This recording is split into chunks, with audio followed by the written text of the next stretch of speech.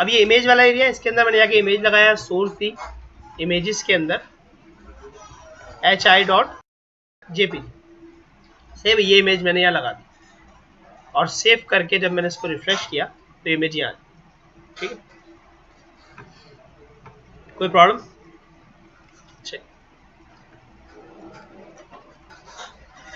Alright, ये image आ गई, image काफी दूर तक जा रही है। इंस्पेक्ट करके हम इसको चेक करते हैं। ठीक है, इमेज तो अपनी जगह पर है।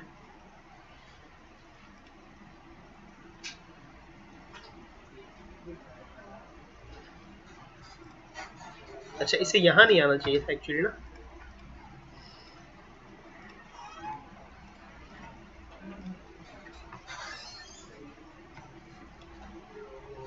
मैं जरा पैडिंग खत्म करके चेक करता हूँ।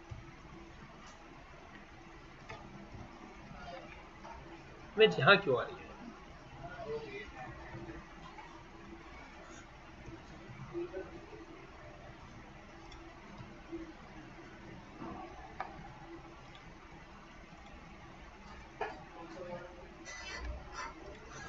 अच्छा, मैंने अबाउट को जरा फ्लोट किया।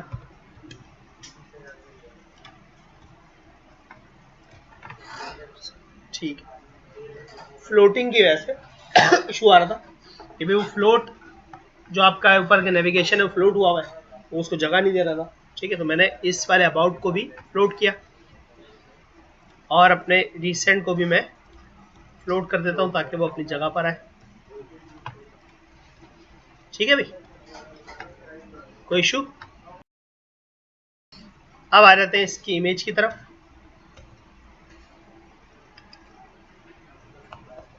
मैंने कहा डॉट अबाउट में जो इमेज है उसको मार्जिन दो, 10% का मार्जिन देके देखते हैं क्या जाती है। ठीक है भाई, बहुत ज़्यादा हो गया।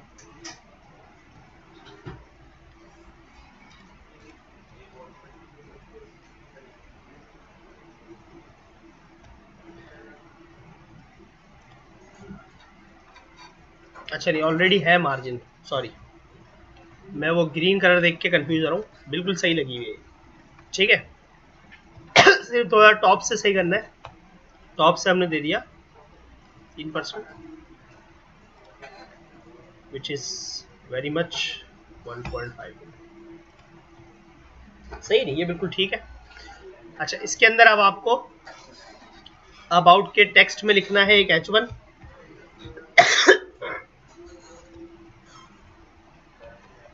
जिसमें लिखा हुआ है अबाउट, एक पैराग्राफ जिसमें मैंने टेक्स्ट ले लिया। नॉर्म भी नहीं चल रहा, हो गई। टेक्स्ट यहाँ ले आते हैं।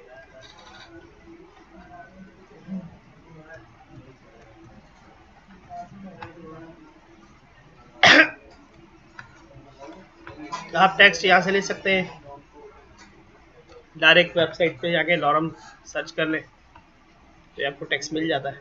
ठीक है भाई,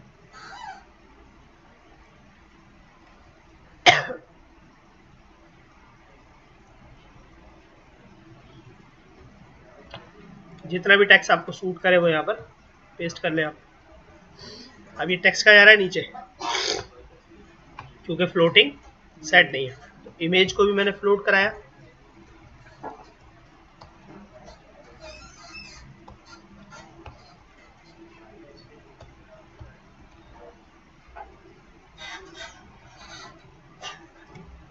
अच्छा, इसकी क्लास थी अपनी अबाउट IMG,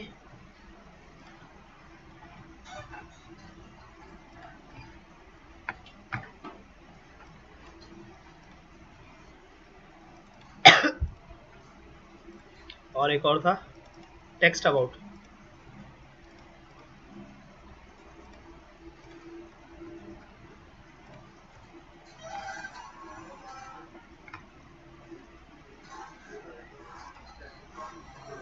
और ये अबाउट IMG है, इसको भी विद देनी है एक्चुअली, हमने इसको सेट करना है।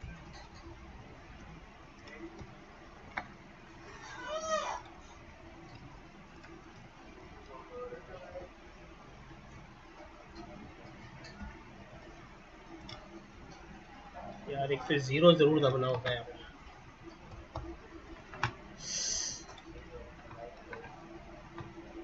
चलिए क्या मसला है?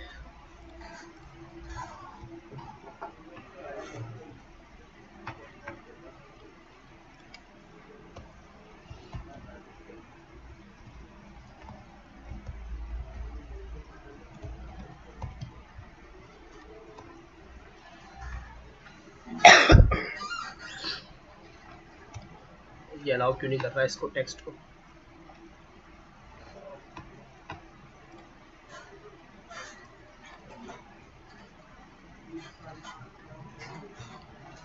हमने इसको टेस्ट नहीं किया था, अब रिकॉर्ड कर लेते। मिस्टेक ये थी कि भाई हमने क्लास का नाम यहाँ पर कुछ और दिया हुआ है और यहाँ पर कुछ और। ये क्लास हम सही कर लेते हैं। जब वो क्लास वहाँ नहीं है तो डेफिनेटली वो फ्लोट नहीं हो रही थी।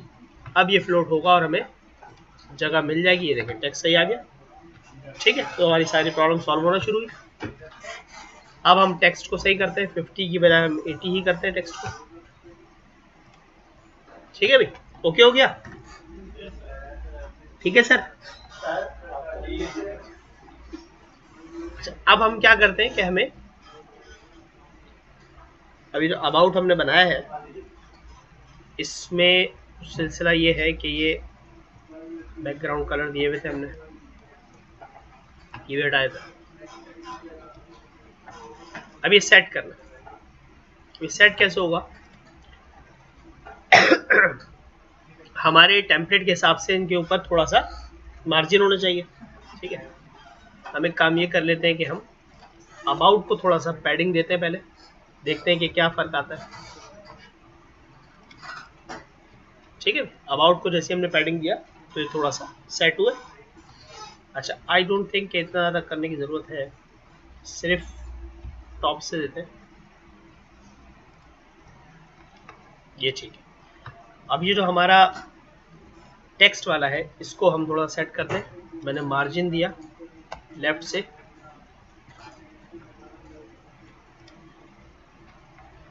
डेफिनेटली जब 2% मार्जिन मैंने लेफ्ट से दिया तो क्योंकि उसकी विड्थ 80 है, ठीक है, तो वो बाहर निकल गया। तो बाहर निकला तो वहाँ रह नहीं सकता, मैंने इसको 75 कर दिया, ठीक है। ओके हो गया, कोई प्रॉब्लम? H1 को बड़ा करना है तो बड़ा कर ले, फॉन्ट साइज सेट करना है आपने, जैसा कि मैंने कहा डॉट टेक्स्ट अबाउट के अंदर जो H1 है उसका फॉन्ट साइज आप 24 PT कर दें, पॉइंट में होता है फॉन्ट साइज, सही है भाई। ये जो टेक्स्ट है इसका फॉन्ट साइज थोड़ा सही कर ले, ये टेक्स्ट है पैराग्राफ का, तो आप यहाँ पर गए कि भाई जो इसके अंदर पैराग्राफ है उसको आप सेट करें 14 पर, 14 10 कर ले, सही। और इसको आप जस्टिफाई भी कर दे, तो आपके पास टेक्स्ट अलाइन की प्रॉपर्टी होती है जस्टिफाई। इसका क्या फायदा है? देखो जिस तरह हमने वर्ड में सीखा था, ये भी लेफ्ट अलाइन है, अभी जस्टिफाइड, ठीक है, सारी लाइनें बराबर होंगी, कोई प्रॉब्लम? ऑलराइट, आगे बढ़े। अच्छा, अब प्रॉब्लम यह है कि आपने जब पैडिंग टॉप दिए 2% तो आप इसकी हाइट फिर 30% नहीं रख सकते, ठीक है, क्योंकि इसकी वजह से वो क्या रहा है, ये देखो ये 2% नीचे चला गया, तो फिर आप इसकी हाइट कितनी करते हैं? 28, ओके, बल्कि आप इसको 26 ही रखें क्योंकि वो 2% 4% बन के मिलता है, ठीक है भाई, कोई प्रॉब्लम? अब रह गई ये बात सिर्फ इस एरिया की जो कि रिसेंट वाला एरिया है। रिसेंट वाले एरिया में मैंने एक H1 लगाया और उसमें मैंने लिखा क्या? रिसेंट, आ गया, ओके। अच्छा, अब इसमें क्या काम करना है ये देखें, मैं इसके अंदर एक इमेज लगा रहा हूँ, डायरेक्ट ये काम कर रहा हूँ मैं, थोड़ा सा सोर्स इमेजेस के अंदर मैंने एक इरेजर के नाम से पेज बना, ऐसी है ना जो फाइल मैंने रखी थी, इरेजर के नाम। अच्छा नाम गलत है तो जाके सेट करने में, ये नाम है, स्पेलिंग ही गलत लिखी थी मैंने, डबल एफ किया, ये आप कॉपी कर लें, ठीक है, जो भी आपकी स्पेलिंग हो, और उसे आप पेस्ट कर लें। देखिएगा जरा कि कितनी आसानी से अब ये सेट होता है। ये ओके हो गया। तो सबसे पहले तो आप अपनी हेडिंग को सेट करेंगे। आपने कहा भाई ये जो H1 है सेम इसी तरह का H1 हमारे रिसेंट में भी लगा हुआ है, ठीक है, तो उसको भी यही फॉन्ट दे दें।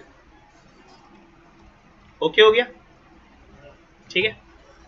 अब आती है बात कि उसके अंदर इमेज लगे हुए रिसेंट के अंदर। मैंने कहा डॉट रिसेंट है, उसके अंदर एक इमेज लगा, जितनी भी इमेजेस है वो सारी। अब आप ये देखें कि मैं 8 इमेजेस लगाई मैंने, 8 हो गई, 9, 8 हो गई, सही है। अब इनको सेट करना है। क्या करें भाई, जितने भी इमेजेस हैं उन सबको आप मार्जिन दे दें 1 पिक्सल का या 1% का। पहले 1% देके देखते हैं कि सेट हो रही है, ठीक है भाई, समझ आ रहा है। अच्छा 1% टॉप से ठीक रहेगा और लेफ्ट राइट से थोड़ा सा ज्यादा देना पड़ेगा। ओके क्या परसेंटेज से करें, पिक्सल से करें, इट्स अप टू यू। अब मैं टोटली परसेंटेज पे काम कर रहा हूँ, ठीक है, तो इसीलिए फिर मैंने परसेंटेज का ही इस्तेमाल किया। लेफ्ट से मैंने इनको 3% मार्जिन दिया।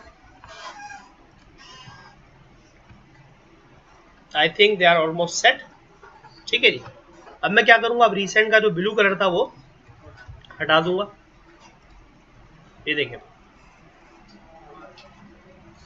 ठीक है, हमारा टेम्पलेट तकरीबन रेडी हो गया। कोई प्रॉब्लम? सही है, अच्छा।